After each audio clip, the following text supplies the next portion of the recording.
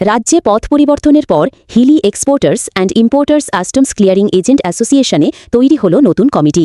17 জন ব্যবসায়ীকে নিয়ে গঠিত হয়েছে নতুন এক্সিকিউটিভ কমিটি। আগের কমিটির সভাপতি ও কোষাধ্যক্ষ শপথে বহাল থাকলেও নতুন সম্পাদক হয়েছেন বিকাশ মণ্ডল। নতুন কমিটির লক্ষ্য হিলি স্থলবন্দরের ব্যবসায়িক প্রতিবন্ধকতা দূর করে বাণিজ্য বৃদ্ধি এবং ইন্টিগ্রেটেড চেকপোস্ট স্থাপনের উদ্যোগ নেওয়া।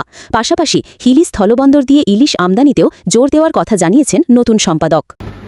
বিগত দিনে যা হয়েছে আমরা সেই জায়গায় যেতে চাই না। আমরা আগামী দিনে এই পোর্টের ডেভেলপমেন্টের জন্য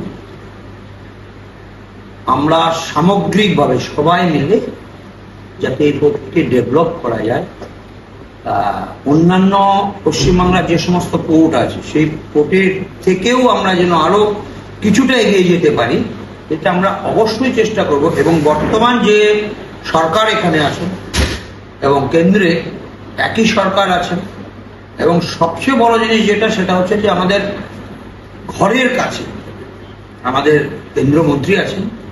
আমরা প্রয়োজন হলে 100 বার যাবো তার কাছে, এবং এখানকার ইনফ্রাস্ট্রাকচারকে ঠিক করার জন্য যা যা প্রয়োজন হবে আমরা তার সাহায্য নেব। তার মাধ্যমে আমাদের যদি দিল্লিতে যেতে হয় দিল্লিতে দেখা করব, মুখ্যমন্ত্রীর সঙ্গে দেখা করতে হবে মুখ্যমন্ত্রীর সঙ্গে দেখা করতে হবে, আমরা সেটা করব। তার কারণ হচ্ছে যে আমাদের পোর্টের ডেভেলপমেন্ট চাই। আমরা এই পোর্ট দিয়ে একটা ইম্পোর্ট করতে পারি না। কিছু আইটেম আছে ইম্পোর্ট হয়, কিন্তু বাকি বেশিরভাগ আইটেমই আমরা ইম্পোর্ট করতে পারি না। আমরা ইলিশ মাছ ইম্পোর্ট করতে পারি না, যে যতটুকুই হয়।